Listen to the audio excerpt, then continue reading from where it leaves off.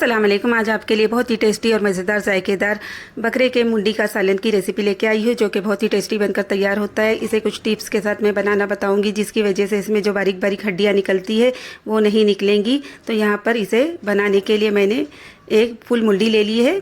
इसे मैंने अच्छी तरह वॉश कर लिया है।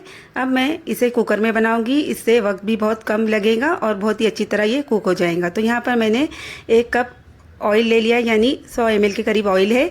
ऑयल अच्छी तरह गर्म हो चुका है। इसके अंदर मैं डाल देती हूँ प्याज। तो यहाँ पर मैंने 3 मीडियम साइज़ की प्याज ली थी, जिसे लंबी लंबी चॉप कर लिया है। इसे इसके अंदर डालने के बाद हल्का सा गोल्डन फ्राई होने तक इसे फ्राई करूँगी। तो यहाँ पर इसे डालने के बाद गैस का फ्लेम फुल कर दूँगी और लगातार चम्मच चलाने के बाद इसका कलर हल्का सा चेंज होने तक मिक्स करती जाऊँगी।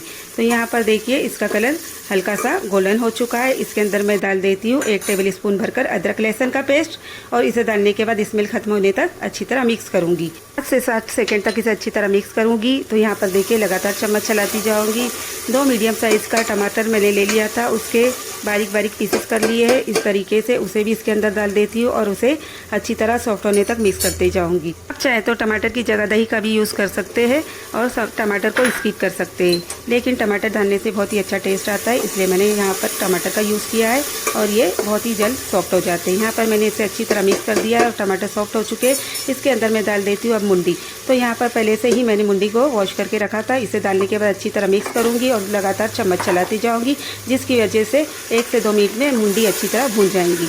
यहाँ पर इस तरीके से इसे मिक्स करना है, जिसकी वजह से सभी चीज़ें अच्छी तरह मिक्स हो जाएंगी। इसके अंदर फ्लेवर देने के लिए मैं कुछ मसालों का यूज़ कर रही हूँ। 1 टीस्पून में हल्दी डाल देती हूँ, 1 टीस्पून गरम मसाला पाउडर, 1 टेबल स्पून लाल मिर्च पाउडर, ये कश्मीरी लाल मिर्च पाउडर है, कलर बहुत ही इससे अच्छा आता है। 1 टेबल स्पून तीखी वाली लाल मिर्च पाउडर, और इसके अंदर अब डाल देती हूँ नमक। मैंने इसके अंदर 1 टेबल स्पून नमक का यूज़ किया है। आप अपने टेस्ट के अकॉर्डिंग नमक यूज़ करें। इसे अच्छी तरह मिक्स करूँगी, सभी चीज़ें अच्छी तरह मिक्स हो जाए और सभी मसालों के फ्लेवर मुंडी के अंदर अच्छी तरह आ जाए। इस तरीके से इसे मिक्स करना है। कुछ सेकेंड तक इसे अच्छी तरह फ्राई करते जाना है, जिसकी वजह से मसाले अच्छी तरह भून जाएंगे।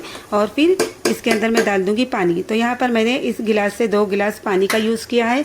इस तरीके से पानी इतना डालना है कि मुंडी के ऊपर तक आ जाए और मुंडी अच्छी तरह गल जाए। तो यहाँ पर देखिए 2 गिलास पानी का यूज़ किया है। इसे अच्छी तरह मैं मिक्स करूँगी और फिर कुकर की लीड लगा लूँगी। कुकर की लीड लगाने के बाद 1 सीटी फुल फ्लेम पर और 3 सीटी स्लो फ्लेम पर लेकर मैं इसे कुक करूँगी।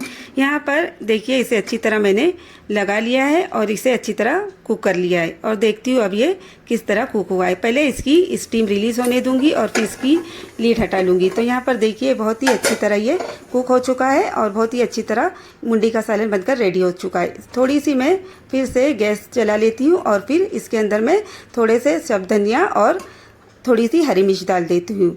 इससे टेस्ट बहुत ही अच्छा आता है, इसलिए इसे यूज़ कर रही हूँ। तो यहाँ पर मैंने फिर से इसे लगा लिया है और 1 से 2 मिनट के लिए ही इसे कुक करूँगी। यहाँ पर मैं आपको एक टिप्स देती हूँ, जिसकी वजह से जो बारीक बारीक हड्डियाँ सालन के अंदर आती है और खाने में अच्छी नहीं लगती, वो नहीं आएंगी। आप जब भी इस तरीके से इसे बनाएं तो ओवर कुक ना करें, जिसकी वजह से जो हड्डियाँ हैं वो नहीं निकलेंगी। इस तरीके से एक बार बना के देखिए, बहुत ही अच्छी तरह ये सालन बनकर रेडी होता है और बहुत ही टेस्टी बनकर तैयार होता है।